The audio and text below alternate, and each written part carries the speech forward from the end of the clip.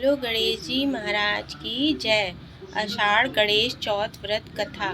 पार्वती बोली, पुत्र गणेश आषाढ़ मास की चौथ को किस गणेश का पूजन करते हैं? और गणेश जी बोले, माँ, पूर्व काल में युधिष्ठिर के पूछने पर श्री कृष्ण ने जिस कथा को कहा था उसे सुनो। श्री कृष्ण बोले, राजन, लंबोदर का विधि पूर्वक पूजन कर कथा सुने। पूर्व काल में महिष्मती नगरी में महिजीत नामक धर्मात्मा राजा थे। उनके कोई संतान नहीं थी। दिन रात पुत्र की इच्छा में चिंतित रहते थे। बड़ा दान पुण्य प्राप्त करने के बाद भी उन्हें वृद्धावस्था आ गई, परंतु कोई पुत्र नहीं हुआ।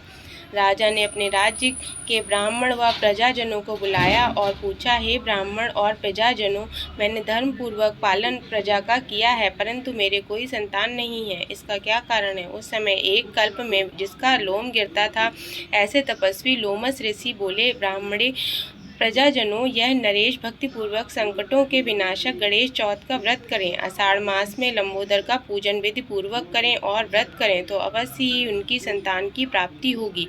राजा ने सभी ब्राह्मणों व प्रजाजनों का सत्कार किया और उन्हें फिर विदा किया। भक्तिपूर्वक गणेश चौथ का व्रत करने का संकल्प लिया। श्री गणेश जी की कृपा से राजा को सुदक्षिणा रानी के गर्भ से 10वें मास में सुंदर पुत्र पैदा हुआ। राजा ने बड़ा उत्सव मनाया। ब्राह्मणों और याचकों को बहुत सा धन दिया। प्रजा ने बड़ी खुशी मनाई।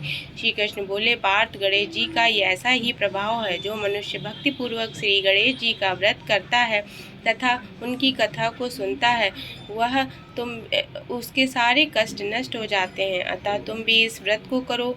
इससे शत्रुओं पर विजय तथा राज्य की प्राप्ति होगी। जो मनुष्य श्री गणेश जी की कथा सुनते हैं अथवा भक्तिपूर्वक दूसरों को भी सुनाते हैं, उनके सभी विघ्न नाश हो जाते हैं और सभी मनोकामनाएं पूर्ण हो जाती हैं। जैसे गणेश जी ने सभी की कष्ट हरे, वैसे ही हम सभी लोगों की हरना। हमें सदा ही अपनी कृपा हमारे ऊपर बनाए रखना। बोलो गणपति महाराज जी की जय।